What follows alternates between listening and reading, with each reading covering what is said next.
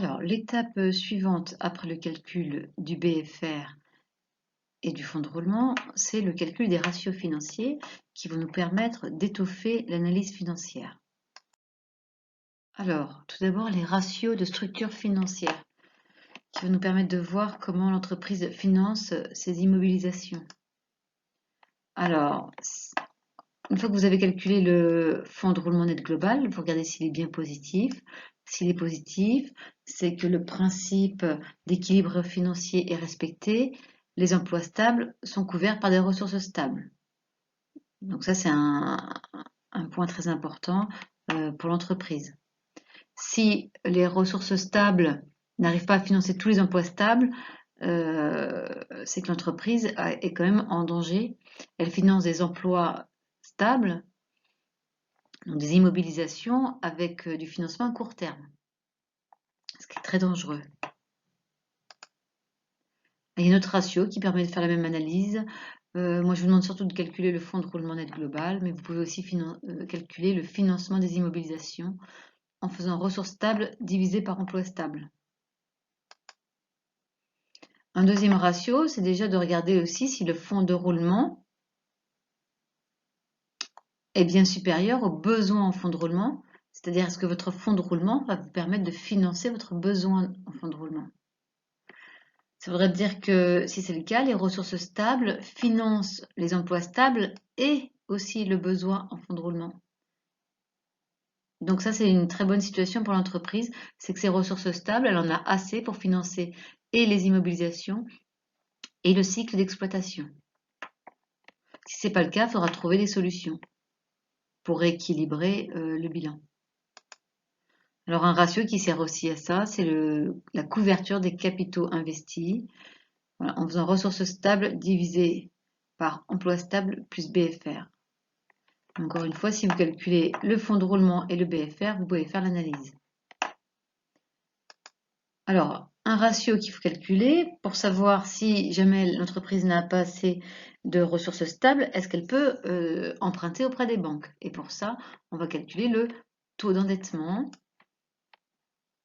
Alors, en prenant les dettes financières qu'elle a actuellement dans son bilan, divisé par les capitaux propres.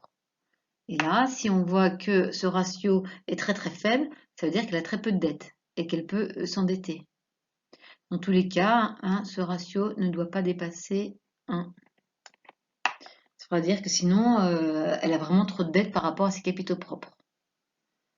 Et donc, plus cette valeur est proche de 0, plus l'entreprise pourra emprunter. Et un dernier ratio qui permet de voir quelle est l'activité de l'entreprise, c'est ce qu'on appelle l'intensité capitalistique, qui se calcule ainsi. On prend tous les actifs immobilisés, donc sur tous les actifs corporels, incorporels et financiers, et on divise par l'actif total.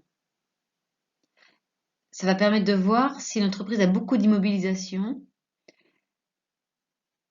Alors, c'est là où on reconnaît une entreprise industrielle d'une entreprise de service.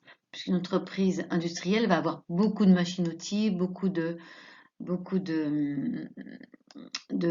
hangars, d'ateliers, donc d'actifs immobilisés, alors qu'une entreprise de service devrait en avoir beaucoup moins.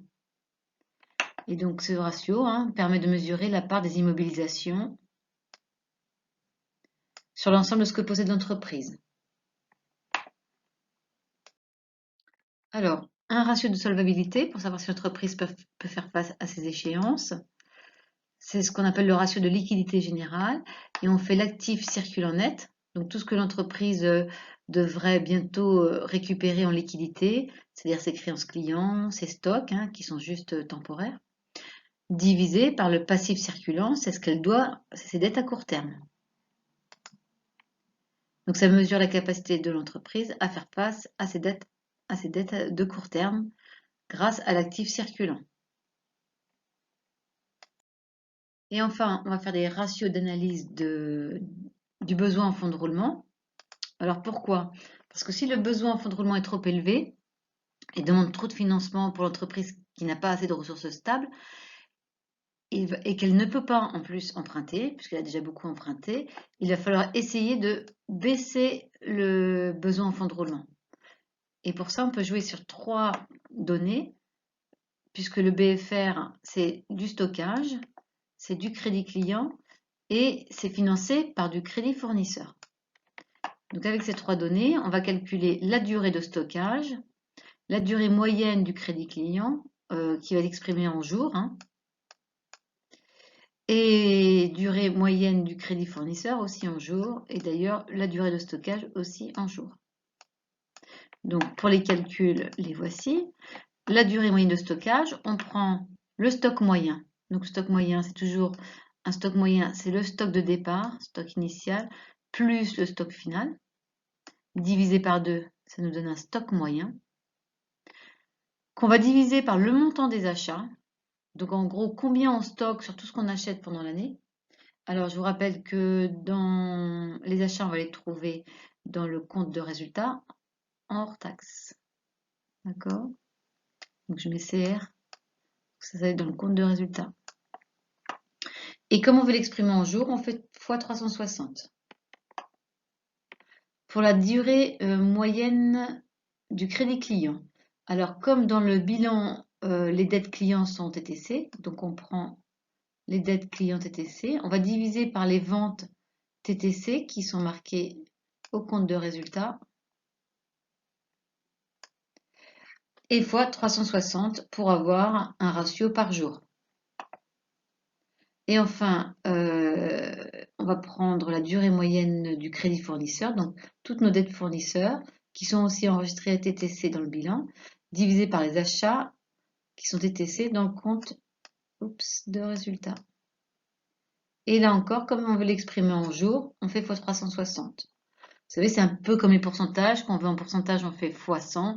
Là, comme on veut raisonner en jours, on fait x 360 pour comparer par rapport à une année de 360 jours. Alors, pour la durée moyenne de stockage, il faut que la durée soit la plus courte possible, vous êtes bien d'accord, pour avoir le moins de besoins en fonds de roulement. Donc moins on a de stock, moins on a d'argent bloqué dans nos stocks, et donc plus, moins on a besoin d'argent pour financer l'activité. Pour le crédit client, c'est pareil, il faut vraiment essayer de réduire la durée du crédit client le plus bas possible, puisque moins on fait crédit, moins on a besoin d'avancer d'argent, et donc moins on a besoin de financement. Et donc on essaye de faire à ce que ce délai soit inférieur au crédit fournisseur. Comme ça, quelque part, c'est nos fournisseurs, c'est les dettes fournisseurs qui vont nous permettre de financer notre crédit client. Dans tous les cas, il faut essayer de baisser au maximum cette durée de crédit client et pareil, de baisser la durée de stockage. Et enfin, la durée moyenne de crédit fournisseur. Bon, on a vu que le crédit fournisseur, c'est un moyen de se financer. Donc, plus ça augmentera et plus on aura du financement pour financer notre stockage, notre crédit client. Donc, on essaye donc, de l'augmenter. Ça améliorera la trésorerie en créant des ressources gratuites. Voilà, donc une fois qu'on a calculé le fonds de roulement, le besoin en fonds de roulement, on peut faire l'analyse du bilan et essayer de trouver des solutions de financement, soit en proposant de nouveaux emprunts si l'entreprise peut se financer et emprunter, et en essayant de jouer sur le besoin en fonds de roulement, c'est-à-dire en jouant sur le stockage, crédit client, crédit fournisseur. Voilà, c'est terminé pour ce diaporama.